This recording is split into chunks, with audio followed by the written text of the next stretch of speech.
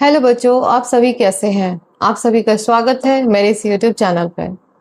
तो हम लोग पिछले वीडियो में पार्ट 1 पार्ट 1 में डिटेल रूप से पढ़े, लाइन बाय लाइन इस एकांकी को पढ़ चुके हैं और सेकेंड वीडियो में संक्षेप रूप में इस एकांकी को समझे हैं। और चलिए आज हम लोग इस पार्ट से संबंधित प्रश्नोत्तर को करते हैं। तो चलिए शुरू करते हैं। मेरे उत्तर मेरे तर्क। निम्नलिखित प्रश्नों के सटीक उत्तर चुनिए और यह भी बताइए कि आपको ये उत्तर उपयुक्त क्यों लगते हैं, मतलब ये सबसे ज्यादा आपको इम्पोर्टेंट क्यों लगता है।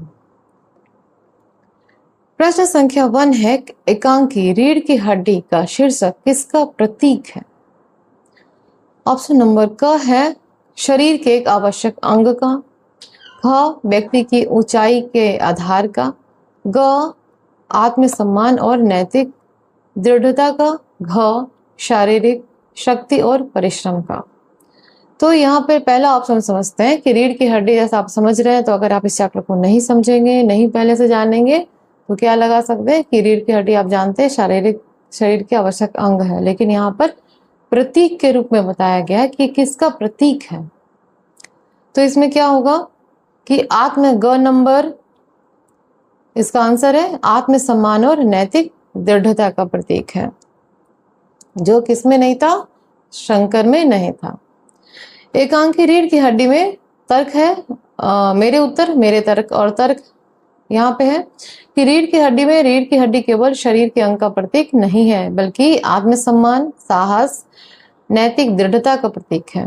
नाटक में उमा अन्यायपूर्ण और अपमानजनक दहेज तथा लड़की दिखाने की प्रथा का साहस पूर्वक विरोध करती हैं। उनका यह व्यवहार दर्शाता है कि सच्चे अर्थों में वही व्यक्ति रीढ़ वाला है जो अपने स्वाभिमान और सिद्धांतों पर अडिग रहता है। प्रश्न संख्या 2, रीढ़ की हड्डी एकांकी में किस पर व्यंग किया गया है, मतलब ये एकांकी किस विषय पर व्यंग किया गया है। तो क नंबर है पात्रों की निर्धनता और लाचारी पे, निर्धनता मतलब गरीबी पे और लाचारी पे। ख पात्रों की भाषा और हास्य पर, मतलब उसकी भाषा कैसी है इस पे। ग विवाह और शिक्षा पर। और घ नंबर है समाज की अनुचित मान्यता पर। तो हमने क्या देखा कि समाज की अनुचित मान्यता पर, जो क्या क्या मान्यता थी कि लड़की को ज्यादा शिक्षित नहीं होनी चाहिए, ज्यादा पढ़ी लिखी नहीं होनी चाहिए, इस मान्यता पर क्या किया गया, व्यंग किया गया है। और स्त्री और पुरुषों में जो भेदभाव किया गया है उस पर व्यंग किया गया है। तो इस एकांकी में दहेज प्रथा, लड़की देखने की प्रथा, स्त्रियों के प्रति भेदभाव, रूढ़िवादी सामाजिक सोच जैसे अनुचित सामाजिक मान्यताओं पर तीखा व्यंग किया गया है। तीसरा प्रश्न है, घर जाकर जरा यह पता लगाइए कि आपके लाडले बेटे के रीढ़ की हड्डी भी है या नहीं। यह वाक्य शंकर के किस छवि को उजागर करता है, मतलब उसके किस छवि को बता रहा है कि शंकर कैसा है। क नंबर है नैतिक साहस की कमी और चरित्र दुर्बलता। ख है अनुभव और विवेक की कमी। ग चारित्रिक दृढ़ता और शारीरिक दुर्बलता। घ उदासीनता और एकाकीपन। तो यहाँ पर आपने क्या देखा कि नैतिक साहस की कमी है और चारित्रिक दुर्बलता भी है। जो आप देखिए चारित्रिक दुर्बलता कैसे है कि उसका चरित्र अच्छा नहीं है, वो लड़कियों के हॉस्टल में चक्कर लगाया करता था। यहाँ पर तर्क है शंकर अपने माता पिता के अन्याय पूर्ण व्यवहार का विरोध नहीं करता था और स्वयं कोई निर्णय लेने का साहस नहीं दिखाता था। इससे उसकी नैतिक कमजोरी और चारित्रिक दुर्बलता प्रकट होती है। प्रश्न संख्या 4, जी हाँ मैं कॉलेज में पढ़ी हूँ, मैंने बीए पास किया है। उमा की दृष्टि में शिक्षा प्राप्त करने का सही अर्थ है, तो सही अर्थ क्या है। क नंबर है बड़ी बड़ी डिग्री प्राप्त करना। ख कॉलेज में पढ़ना और नौकरी पाना। ग माता पिता और पति को प्रसन्न रखना। और घ आत्म बल और स्वतंत्र विचार रखना। तो इसमें क्या है आंसर, घ नंबर आत्मबल और स्वतंत्र विचार रखना। उमा के अनुसार शिक्षा का उद्देश्य केवल डिग्री प्राप्त करना नहीं, बल्कि आत्मविश्वासी, स्वाभिमानी और स्वतंत्र विचारों वाला व्यक्ति बनना है। वो अन्याय का साहसपूर्वक विरोध करती है, जो शिक्षा के वास्तविक उद्देश्य को दर्शाता है। अब है प्रश्न संख्या 5, गोपाल प्रसाद और रामस्वरूप में क्या समानता है, मतलब दोनों में ऐसा कौन सा गुण जो इसमें दिखाया गया, कौन सी बात दोनों में समान देखी गई। तो ऑप्शन नंबर क है कि दोनों प्रगतिशील और रूढ़ियों को नकारते हैं। ऐसा तो हमने देखा नहीं। ख, दोनों दिखावे और परंपरा के शिकार हैं। ये तो बिल्कुल है, दोनों दिखावे और परंपरा के शिकार हैं। ग नंबर है, दोनों शिक्षा रूढ़ियों के समर्थक हैं। शिक्षा के तो समर्थक है ही नहीं, रूढ़ियों के समर्थक जरूर है, लेकिन यहाँ पे शिक्षा के समर्थक तो है नहीं। दोनों संगीत और स्वादिष्ट भोजन के प्रेमी हैं, लेकिन इस पाठ में हमने क्या देखा कि दोनों प्रगतिशील और रूढ़ियों को नकारते हैं, ये भी नहीं है। ख नंबर है, आंसर क्या होगा आपका? ख, दोनों दिखावे और परंपरा के शिकार हैं। तर्क है कि गोपाल प्रसाद और रामस्वरूप दोनों ही समाज के रूढ़ी और दिखावे से प्रभावित है। वे विवाह को समानता और आपसी समझ के बजाय सामाजिक प्रतिष्ठा परंपराओं के आधार पर देखते हैं।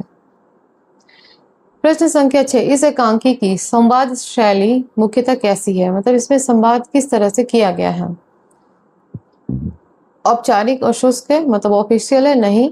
स्वाभाविक और व्यंग्यपूर्ण है? ग, काव्यात्मक और प्रश्नात्मक है, मतलब कविता के रूप में, क्वेश्चन प्रश्न के रूप में है। घ, भावुक और संक्षिप्त है। तो इसका आंसर आपने क्या देखा कि स्वाभाविक और व्यंग्यपूर्ण है।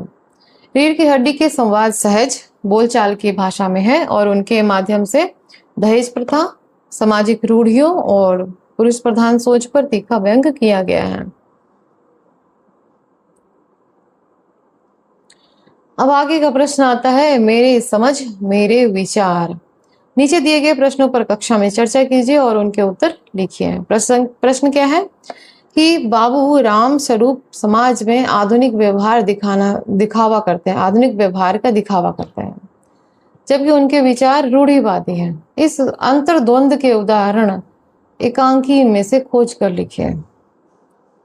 संकेत है कि उमा के साथ उनका व्यवहार विवाह के लिए दिखावे करना, किंतु इन प्रयासों को छिपाने की चेष्टा करना आदि है। अब इसका आंसर हम कैसे लिखेंगे कि बाबू राम स्वरूप स्वयं को आधुनिक और प्रगतिशील दिखाना चाहते थे, मॉडर्न दिखाना चाहते थे, लेकिन उनके विचार पूरी तरह से रूढ़िवादी हैं। वे उमा को पढ़ाते तो हैं, परंतु विवाह के समय उसकी पढ़ाई छिपाने की कोशिश करते हैं, क्योंकि उन्हें डर है कि अधिक पढ़ी लिखी लड़की को लड़के वाले पसंद नहीं करेंगे। वे दहेज और लड़की देखने जैसी पुरानी परंपराओं का भी विरोध नहीं करते हैं। इससे स्पष्ट होता है कि उनका आधुनिकपन केवल दिखावा है, जबकि उनके विचार पुराने और संकीर्ण हैं। प्रश्न संख्या 2, रीढ़ की हड्डी का संदर्भ दो अलग अलग पात्रों के लिए भिन्न भिन्न अर्थों में आया है, उसकी पहचान कीजिए और लिखिए। मतलब किन किन पात्रों के लिए? उमा के लिए रीढ़ का हड्डी का क्या अर्थ है और शंकर के लिए रीढ़ का हड्डी का क्या अर्थ है? तो इस एकांकी में उमा के लिए रीढ़ का हड्डी का अर्थ है आत्मसम्मान, साहस और नैतिक दृढ़ता। वो अन्याय और अपमान का निर्भीक होकर विरोध करती है। मतलब जहाँ पे अन्याय हो रहा था, उसके साथ अन्याय हो रहा था, उसका अपमान किया जा रहा था, उसे वो क्या की? बिना डरे उसका विरोध की।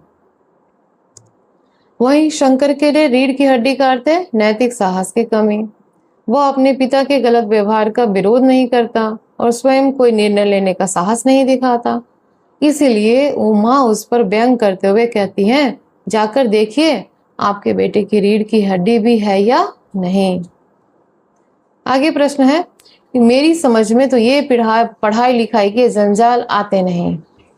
प्रेमा की सोच से उस समय की स्त्री शिक्षा की स्थिति के विषय में क्या पता चलता है? मतलब यहाँ पे प्रेमा कौन है? यहाँ पे प्रेमा उमा की माँ है। तो उमा की माँ का क्या सोच है स्त्री की शिक्षा के प्रति, इसके बारे में लिखना है। तो प्रेमा की बात से पता चलता है कि उस समय समाज में स्त्रियों की शिक्षा को अधिक महत्व नहीं दिया जाता था। बहुत सी महिलाओं का मानना था कि लड़कियों का मुख्य कार्य क्या है? घर संभालना, विवाह करना है। अधिक पढ़ाई लिखाई को वे अनावश्यक, मतलब बिना काम का या फिर समस्या पैदा करने वाली मानते थे। इससे उस समय की रूढ़िवादी सोच और स्त्री शिक्षा के प्रति समाज के नकारात्मक दृष्टिकोण का पता चलता है कि किस तरह से स्त्री शिक्षा के लिए समाज सहमत नहीं था।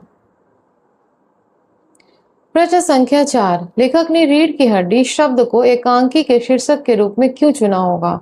यदि आप इस एकांकी का दूसरा शीर्षक रखना चाहें तो इसकी मुख्य बात को दर्शाएं।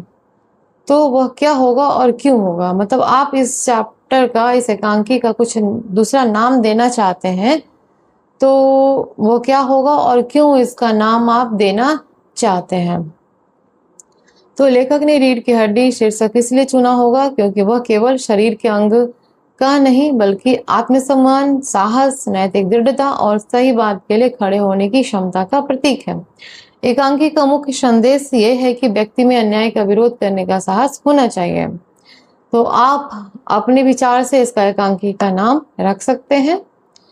यहाँ पर संकेत के रूप में दिया गया है आपके लिए। यदि मुझे इस एकांकी का दूसरा शीर्षक रखना हो तो मैं स्वाभिमान रखूंगा, क्योंकि पूरी एकांकी का केंद्र उमा का आत्मसम्मान और अन्याय के विरुद्ध उसका निर्भीक विरोध है।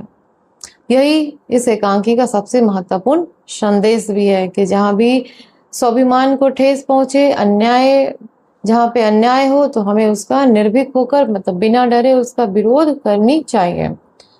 अब आगे प्रश्न है तुलना और विचार से। प्रश्न संख्या 1 है कि गोपाल प्रसाद बोलते हैं, भला पूछिए इन अक्ल के ठेकेदारों से कि क्या लड़कों की पढ़ाई और लड़कियों की पढ़ाई एक बात है? एकांकी में उन पंक्तियों को खोजिए जहाँ एकांकी के पात्रों के व्यवहार में से लड़कियों और लड़कों के प्रति भिन्न भिन्न दृष्टि अभिव्यक्त हुई है। मतलब ये दोनों का लड़कों और लड़कियों के प्रति भिन्न भिन्न दृष्टि, मतलब अलग अलग दृष्टि पता चलता है सोच के बारे में। यह भी लिखिए कि आप इस भिन्नता को किस प्रकार समझते हैं। तो इस एकांकी में उस बात को ढूंढ कर लिखना है कि कहाँ पे उनके बारे में अलग अलग बात व्यक्त हुई है। तो एकांकी में कई स्थानों पर लड़के और लड़कियों के प्रति समाज की अलग अलग सोच दिखाई देती है।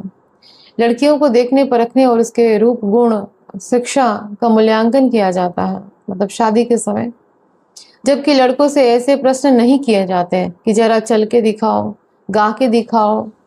और यहाँ पे आप क्या देख रहे हैं कि जब गोपाल प्रसाद शंकर के साथ लड़की देखने आते हैं तो लड़की को किस तरह से देखते परखते हैं कि सिलाई बुनाई आती है कि नहीं, कढ़ाई आती है कि नहीं। तो इस तरह से परखा जाता है और यही बात लड़कों से प्रश्न नहीं किया जाता। ये सारे प्रश्न लड़कों से प्रश्न नहीं किए जाते हैं। गोपाल प्रसाद यह कहना है कि क्या लड़कों की पढ़ाई और लड़कियों की पढ़ाई एक बात है, भी इसी भेद को दर्शाता है। उमा की अधिक पढ़ाई को विवाह में बाधा माना जाता है, जबकि लड़कों की शिक्षा को गर्व का विषय समझा जाता है। यहाँ पे लड़कियों की ज्यादा शिक्षा को कहा जाता है कि गृहस्थी में उसका कोई काम नहीं है। मेरे विचार से इस भिन्नता उस समय की पुरुष प्रधान और रूढ़िवादी सामाजिक सोच का परिणाम थी। लड़कियों को लड़कों से कम महत्व दिया जाता था और उन्हें स्वतंत्र निर्णय लेने का अधिकार भी नहीं मिलता था। आज शिक्षा और जागरूकता के कारण यह सोच बदल रही है तथा लड़के और लड़कियों को समान अवसर मिलने चाहिए।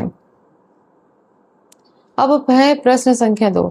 मुझे अपनी इज्जत, अपने मान का ख्याल तो है, लेकिन इनका मुंह छिपाकर भागे थे। लेकिन मतलब किसके लिए है? ये शंकर के लिए कहा गया है। लेकिन पूछिए कि इनसे किस तरह अपना मुंह छिपा के भागे थे। यहाँ पे थोड़ा सा प्रश्न आगे पीछे हो गया है। यहाँ पे उमा कहती हैं कि मुझे तो अपना मान का ख्याल है, लेकिन इस शंकर से पूछिए कि किस तरह से मुंह छिपाकर भागे थे, कहाँ से भागे थे। तो हॉस्टल, जब लड़कियों के गर्ल्स हॉस्टल के पास से भागे थे।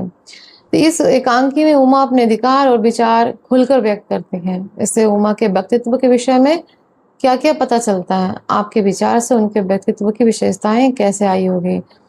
यहाँ पे उमा का कैसा व्यक्तित्व था, कैसा चरित्र था, उसके बारे में यहाँ पर लिखना है। तो उमा के व्यक्तित्व से पता चलता है कि वह शिक्षित, आत्मविश्वासी, स्वाभिमानी, साहसी, स्पष्टवादी और अन्याय का विरोध करने वाली युवती है। वह दहेज, दिखावे और लड़की को अपमानित करने वाली परंपराओं के सामने चुप नहीं रहती, बल्कि निर्भीक होकर अपना पक्ष रखती हैं। उनके लिए आत्मसम्मान सबसे महत्वपूर्ण है, जैसा हम लोगों ने एकांकी में देखा है। तो मेरे विचार से उनके व्यक्तित्व में ये विशेषताएं हैं। क्या है विशेषताएं? वो अच्छी शिक्षा, जागरूकता, आत्मविश्वास और परिवार से मिले संस्कारों के कारण आई है। शिक्षा ने उन्हें सही और गलत की पहचान करने और अपने अधिकारों के लिए आवाज उठाने का साहस दिया है। इसलिए वह समाज की रूढ़ियों के सामने झुकने के बजाय उनका दृढ़ता से विरोध करती हैं। तो इसी तरह से आपने देखा कि स्त्री शिक्षा कितनी आवश्यक है, ताकि वो अपने लिए सही क्या है, गलत क्या है, इसको पहचान सके और अन्याय के खिलाफ आवाज उठाने का साहस रख सके। तो इन प्रश्नों के माध्यम से हमने इस पाठ को समझा। अगर आपको इस तरह से मेरे साथ पढ़ना अच्छा लगता है तो मेरे चैनल को लाइक और सब्सक्राइब करना ना भूलें। इस वीडियो को देखने के लिए बहुत बहुत